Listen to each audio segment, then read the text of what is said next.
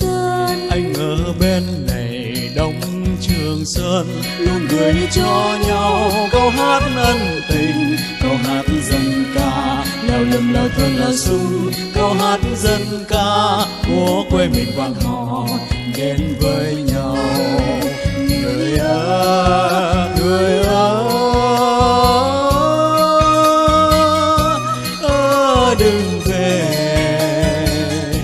Em ở bên Tây, Anh ở bên Đông, hai đứa nghe chung tiếng gà gáy sáng. Đất nước Champa, đất nước tiếng rồng, chung sức đi lên xây đắp mối tình. tình Việt Lào anh em, tình Việt Lào anh em, mãi mãi không bao giờ phai.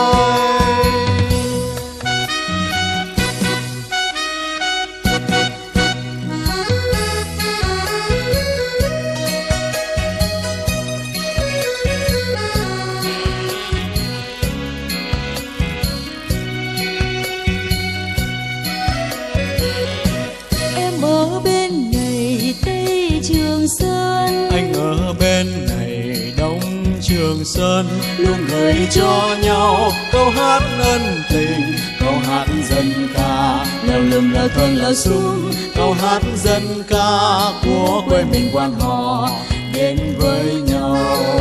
Người ơi, người ơi, đừng về. Em ở bên Tây, Anh ở bên Đông, hai đứa nghe chung tiếng gà gáy sáng. Đất nước Champa, đất nước tiếng rồng, chung sức đi lên xây đắp mối tình. tình Việt Lào Anh em, tình Việt Lào anh em, mãi mãi không bao giờ phai.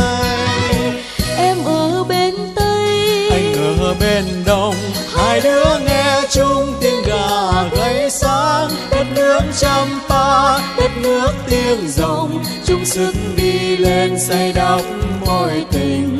tình Việt Lào anh em, tình Việt Lào anh em, mãi mãi không bao giờ phai.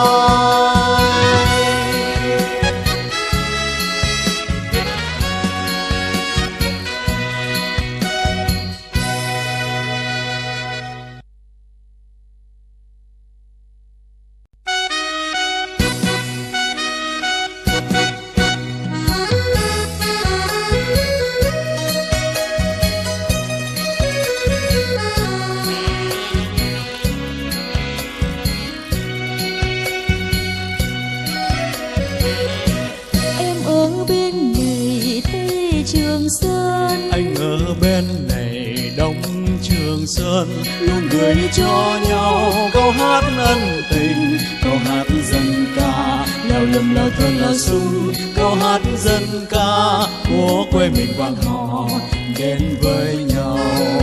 Người ơi, người ơi, đừng về.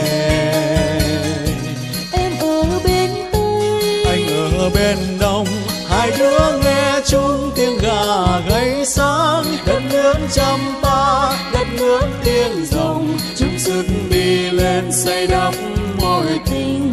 tình Việt Lào anh em, tình Việt Lào anh em, mãi mãi không bao giờ phai.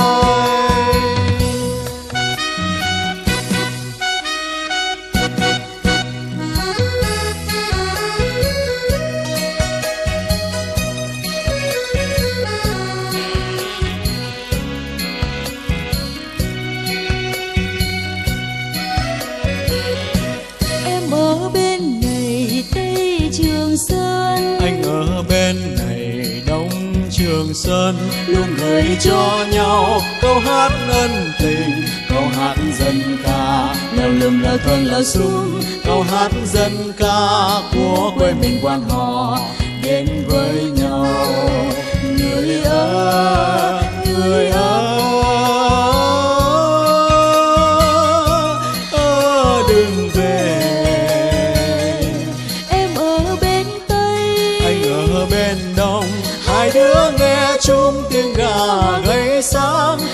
nước Champa, đất nước tiếng rồng, chung sức đi lên xây đắp mối tình.